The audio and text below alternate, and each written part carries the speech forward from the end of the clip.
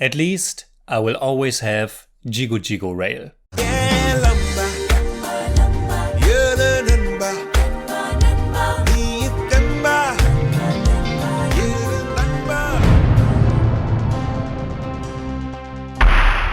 Servus Freunde, my name is Jimmy Cage. I have reviewed almost 500 Indian movies on the channel, and among my absolute favorites are director Selvaraj's first two films, Vadivelu Perumal and Karnan. Both are powerful and angry movies. Movies that hurt. Movies that very drastically address issues of caste, of oppression and discrimination. Selvaraj is a filmmaker with a strong social voice, and his films can also be highly stylized and full of big symbols. They can really grab you and rile you up. And for me, they also felt very cathartic because the emotions are so well directed and focused that at the end of both movies I felt that I really went through something and I was kind of an emotional wreck. Maamannan begins with a personal note of thanks to the filmmakers Rahmans and Paranjit, who obviously have been huge influences for Selvaraj. Two filmmakers who are also using their craft to shine light on important social issues. I think Selvaraj also worked as an associate or assistant director on two of Rahm's movies, Thangamingal and Perambu, which is also one of the most powerful recent Tamil films I can remember. So obviously I was very much looking forward to his third film as a writer and director. Maamannan, which translates to Great Emperor and is also the name of one of our two protagonists, is a political thriller that once again deals with topics like caste and trauma, and with father-son relationships. The central one being between the titular character Maamannan, played by Vadivelu, who is an MLA, a politician belonging to an oppressed community, and his son Iren, played by Udayanidhi Stalin, a practitioner and owner of a martial arts dojo and also a pig farmer. The big antagonist is another politician, someone from the dominant community, Vadivelu, played by Fahad Fazil. Like its two predecessor, Maamannan is an angry and extreme film that tries very hard to be super intense. Unfortunately though, this time around it didn't really work for me.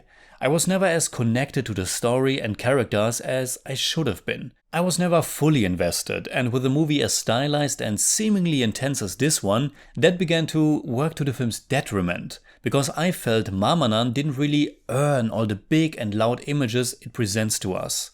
Unlike Vadivelu Perumal and Karnan, this one is much more directly about politics. And maybe some of my sense of disconnection comes from the circumstance that I am not really that well versed in the politics of Tamil Nadu. But overall, I felt the movie was much more superficial and shallower than Selvaraj's previous ones. Of course, it's again stuffed with symbols and references, pointing to the film's, of course, very important message of equality. Images of B.R. Ambedkar or Che Guevara can be seen very prominently. Someone wears a Power to the People shirt, and there are at least two times where the camera focus shifts to a Buddha statue. These things inform the story, but the story itself felt surprisingly uninteresting to me. Probably also because the storytelling itself was lacking.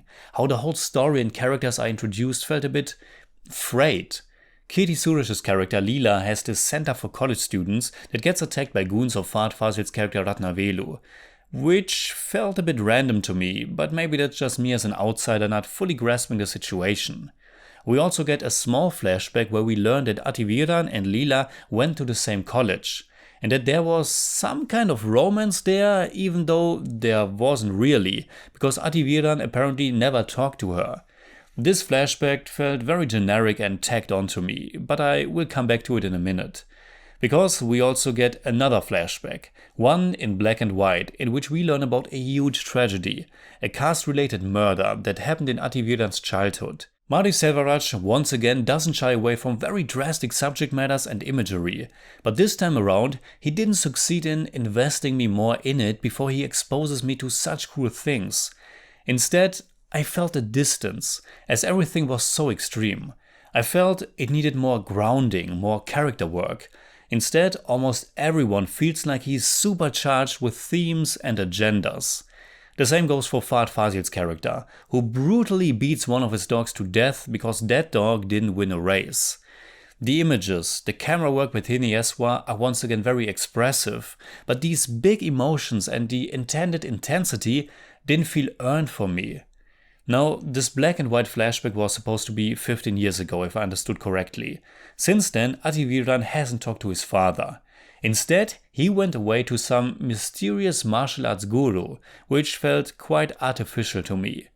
We also learned that Vadivelu is the son of the evil politician that we saw in that flashback. So we have these two father-son relationships. Yet, I didn't feel the movie was really doing something interesting with that. Again, the storytelling felt frayed. There comes a moment where father and son finally have to work together again, and yet, once they more or less do talk again with each other, they still don't really. There isn't that much going on between these characters, which is also why I said the movie felt kind of superficial to me. And now I have to come to one of my biggest issues with it, and that is lead actor Udayanidi Stalin. Unfortunately, he just didn't do anything for me. Udayanidi Stalin is a politician in real life, son of the Chief Minister of Tamil Nadu M.K. Stalin and grandson of the former Chief Minister of Tamil Nadu M. Karunanidhi, who we just learned about a few weeks ago when we reviewed Parashakti, which was written by him. Politics and cinema really go hand in hand in India, especially in Tamil Nadu, and Udayanidi Stalin has acted before. This isn't his first role. And I wouldn't call him a bad actor, but I still felt he was just super bland. His character has this big trauma, and therefore it's understandable that he's a very closeted and hurt human being. But his acting seems to be very limited here, and most of the time I just felt that he was super uncomfortable. And I mean the actor, not the character. And because Maamannan, like Vadivelu, Perumal and Karnan before, is a movie that needs these central characters who carry so much pain and anger until they explode, it just didn't work for me here, because Udayanidi Stalin just isn't able to create a gripping character. I felt he's also one that sits between the chairs. He doesn't come across as someone I feel could actually be just from the streets, someone completely natural with no stardom to him. For that I also felt that he's just too old for this role. The character should be around 30, then it would also fit with Kirti Suresh, but the actor is already in his 40s and it shows. Him getting addressed as a youngster, him being a pig farmer and martial artist, I just didn't really believe it. But then the other possibility, not being super grounded and fresh and unknown, but being a star with that star appeal, he isn't that either. At least for me, he totally lacks that charisma and magnetic energy. Following Karnan, following Dhanush, who gave an incredibly powerful performance, this is really a letdown. And now I'm finally coming back to that college flashback. Him and Kirti Suresh have absolutely no chemistry whatsoever. Not just as love interests, which the movie isn't really interested in either, but just as human beings. There's nothing between them. And while Kirti Suresh is doing what she can, her character is also just so wasted in this film. She's featured in an early song, and that song is really pretty awesome, and I will talk about the music in a second.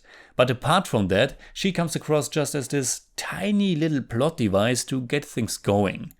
At least between father and son, between Vadivelu and Udayanidi Stalin, there's slightly more chemistry. But that unfortunately also crumbles, because like I said, I felt Selvaraj isn't really exploring anything between them. The characters are underwritten and only pawns in a bigger political picture that's more about carrying a message. Fahad Fazil is reduced to play a brutal madman. Vadivele's mother, played by Geeta Kailasam, is reduced to being sad and traumatized. Yeah, there might be a point to that, but it feels shallow nonetheless. And while the movie's message is a good one, I don't think the movie is doing a good job conveying it or making it rousing and interesting. I mean, it tries. There's a lot of glass that gets shattered, a lot of bodies that get kicked around, and Rahman's music is trying to make everything super intense. But all these elements seldom clicked for me. Now, I have to say that Rahman's songs for this are pretty spectacular. There's an undeniable power to his compositions. There's also a big variety of styles, and like in his two previous films, Selvaraj creates these expressionistic, surreal music videos that should function as powerful and cathartic highlights in his narrative. And in a vacuum, these songs and song sequences again are pretty strong. Unfortunately, as part of the movie, they didn't do that much for me. They pumped me up for a second, only to be let down again soon after. The second half of the movie unfortunately also unfolds as this rather generic political face-off. And towards the end, the movie gets bogged down when it depicts an election in a way that feels super out of place for a movie like this. It feels more like an ordinary election you watch on TV. And Fahd Fazil's character even follows this election by watching it on his phone. There was something unintentionally funny for me, as if Fahd Fazil was watching the outcome of the movie he's in on his phone. Then in the finale there was still the need for some action, but again with Udayanidi Stalin and the way Marty Selvaraj wrote these conflicts, it felt rather tacked on and unpersonal. Just fighting some nameless goons I have no connection to. Now, before I end this review, I want to mention one more element that usually gets me very easily and that I loved in Marty Selvaraj's previous films. And that is the way he used animals as these strong metaphors. The blue dog in his first film, the donkey and later horse in his second. Now we get a whole pack of dogs and also a little farm of pigs.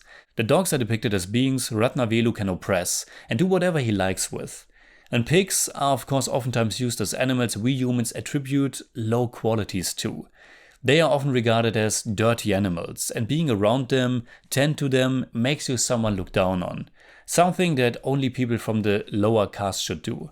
Making animals a crucial element of the visual tapestry of your movie can be quite powerful. And at times it worked here for me.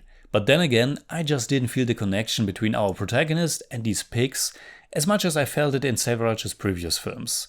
But it certainly reminded me of the Marathi movie Fandri, which is a powerful film about caste and oppression. I regard both Marty Selvaraj and the director of that film, Nargesh Manjule, as two of the most powerful working filmmakers. Each one has directed 3 features up until now. Both made a first film that's quite strong. Both made a second film that I absolutely love. And both made a third one, which I think is okay, but pales in comparison. Still, I'm looking forward to what they are doing next. So in German I'd say, Maamannan hat seine Momente, funktioniert aber leider nicht als der emotionale, mitreißende Politik Thriller, der Film sein möchte. Ein schwacher Hauptdarsteller und eine unausgereifte Geschichte, die nicht sonderlich an ihren Charakteren interessiert scheint, lassen einen eher kalt. Da kann auch eher Rahmans toller Soundtrack nicht viel helfen. I give Maamannan 5 out of 10. It's more like 5.4, but I don't do that.